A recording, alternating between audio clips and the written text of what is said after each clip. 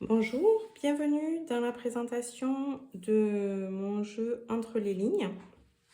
Le jeu est constitué d'un plateau, de 4 pions de couleurs différentes, une pioche appelée le bibliobus qui contient plein de lettres. Les lettres ont une valeur de déplacement en fonction de leur ordre dans l'alphabet. Il y a également beaucoup de questions, beaucoup de cartes de catégories différentes. Les catégories Avenue de l'auteur, ce sont des questions ouvertes sur la littérature. Les questions d'Ico-Ortho, on vous demandera d'épeler ou de donner la définition d'un mot. La catégorie Les Joies du Book Club est scindée en 2 sous-catégories. Une catégorie anecdote, où on apprend une anecdote sur un auteur, et des questions d'ordre vrai-faux, de littérature également. Et enfin, une catégorie marque-page, qui sont des cartes d'action, d'interaction entre les joueurs.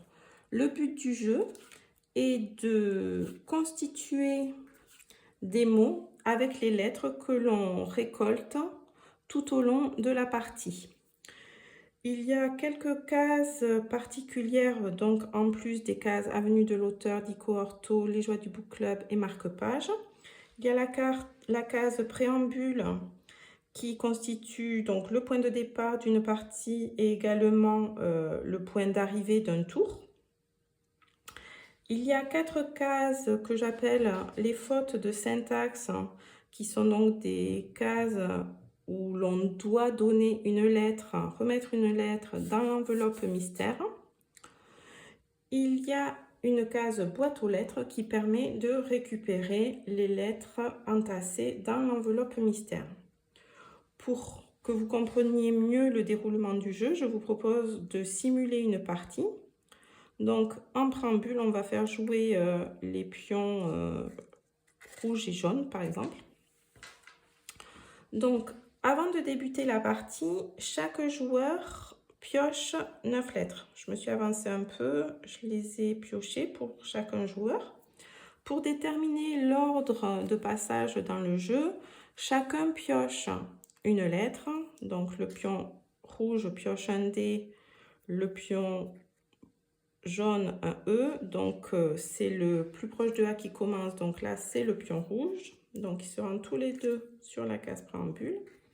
Ces 2 lettres, on les remet dans le bibliobus, et là, pour déterminer par quelle question ils vont commencer leur tour, chacun pioche une lettre. Le pion rouge pioche un D, il avance de une case, et quand ce sera son tour de jouer, le pion U qui a pioché, le pion jaune qui a pioché un U, lui il avance de 5 cases, 1, 2, 3, 4, 5, donc il se verra poser une question, les Joies du Book Club. Pour toutes les cartes questions, lorsque c'est votre tour, c'est à un autre joueur de lire la carte pour vous, sauf pour les cartes marque-page. Donc là, avenue de l'auteur, on va supposer que c'est le pion jaune qui lit pour le pion rouge. Il lui lit la question. Dans quel roman de Victor Hugo retrouve-t-on Quasimodo? Le pion rouge sait, il sait que c'est Notre-Dame de Paris. Super, il gagne 2 lettres. Donc là, il pioche parmi les 2 lettres, il pioche un T et un U. Donc là, pas de choix, il avancera de 5 cases. Mais mettons qu'il ait pioché un A qui a une valeur de déplacement de 1, il pouvait choisir d'avancer d'une case ou de 5. Bon, là, pas le choix, il avance de 5 et il conserve évidemment les cartes qu'il a gagnées. 1, 2, 3, 4, 5. C'est désormais au pion jaune de jouer. Donc là, on lui lit la carte et ça tombe sur une anecdote. Donc là, le pion jaune a juste à écouter l'anecdote et en plus, il va gagner une lettre. Donc l'anecdote, c'est savais-tu que chacun des 11 romans d'Agnès Martin-Lugan a sa liste de chansons dédiées que l'on retrouve sur toutes les plateformes d'écoute. Donc c'est une petite anecdote sympa qu'on apprend. Et en même temps, le pion jaune pioche une lettre, le E, qui a une valeur de déplacement de 2 points, de 2 cases, de 2. Donc il avance de 2 cases. C'est désormais au pion rouge. Donc lui, il est tombé sur une case d'ico-ortho, donc on la lui lit. On lui demande d'épeler le mot cylindrique. Le pion rouge fait une faute, il ne sait pas. Donc, il reste coincé dans cette case. C'est donc au pion jaune de jouer. Il pioche sa carte marque-page. Tu n'as pas lu hier soir, recule de 5 cases et joue immédiatement. Donc, le pion jaune s'exécute. Retour en arrière, 1, 2, 3, 4, 5. Il tombe sur une nouvelle case marque-page, donc il rejoue. Échange une lettre avec le joueur de ton choix. Bon, ben là, vu qu'ils sont que 2, par exemple, on va dire que le pion jaune échange un E avec, pourquoi pas, le Z du pion rouge, sachant que le Z, vu que c'est une lettre un peu plus difficile à caser, a un point bonus si vous la mettez dans un mot. Et là, pour se positionner pour son prochain tour, il pioche une lettre, le U, qu'il fait avancer de 5 cases. 1, 2, 3, 4, 5, décidément. Et il pioche, vu qu'il n'a pas gagné cette lettre, il la dépose dans l'enveloppe mystère. C'est désormais au pion rouge de jouer. On lui pose, épelle le mot fretin. Alors, il a la bonne réponse, F-R-E-T-I-N. Il gagne une lettre qu'il pioche. C'est un Q qui lui permet de sortir. 1, 2, 3, 4. Et c'est au joueur jaune maintenant de jouer. Donc, il a une question marque-page. Bon, celle-là, elle est plus rigolote si on est à 4. Avance de 3 cases et joue immédiatement. 1, 2, 3. Joue immédiatement, ça veut dire on lui pose de suite une question avenue de l'auteur. Quel est le nom de cette autrice animatrice sur France Inter dont le premier roman Mon mari a cartonné? Le pion jaune sait, il sait que c'est Maud Ventura. Bravo, il avance, il gagne 2 lettres. Et donc là, il a le choix entre avancer de 4 ou de 5 cases. Vu qu'ils sont à touche-touche avec l'autre pion, il se dit, je décide d'avancer de 5 cases. 1, 2, 3, 4, 5. Et il conserve ses lettres. Le pion rouge se voit poser une question à une de l'auteur. Qui est l'autrice de Les Gratitudes?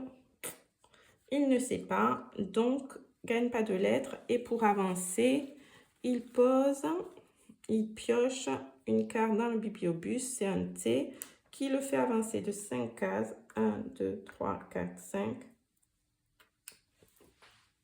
Et il dépose sa lettre, vu qu'il n'a pas gagné, il la dépose dans l'enveloppe mystère.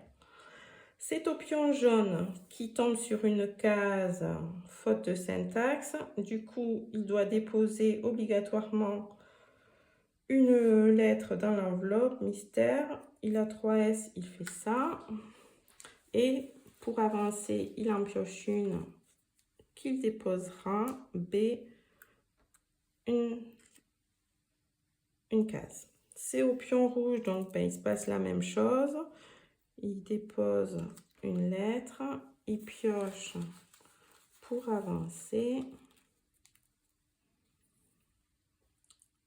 d'un point. Mais décidément, ils se suivent. J'ai fait avancer un petit peu la partie. Donc maintenant, le pion jaune se retrouve proche de passer la case préambule. Donc on lui pose encore une case avenue de l'auteur. Quel âge avait Françoise Sagan lorsqu'elle a écrit Bonjour Tristesse? À 1 ou 2 ans près. Le pion jaune connaît la bonne réponse, il gagne 2 lettres. Et il pioche un R ou un E. Là, il décide 1, 2, 3, 4, 5. Il décide d'avancer de 2. Il sera bien sur le préambule. Et il peut donc réfléchir et déposer des mots chez le libraire.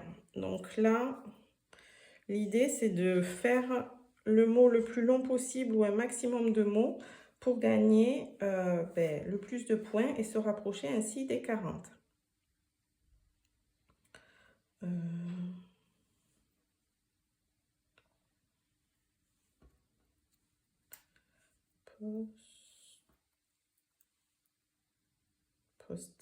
Poster.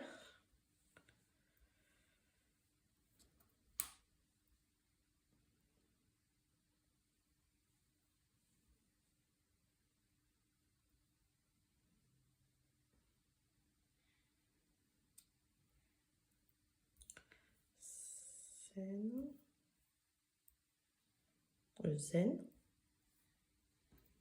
Parce que le Z rapporte 1 point. Ouais, c'est pas super. Hein.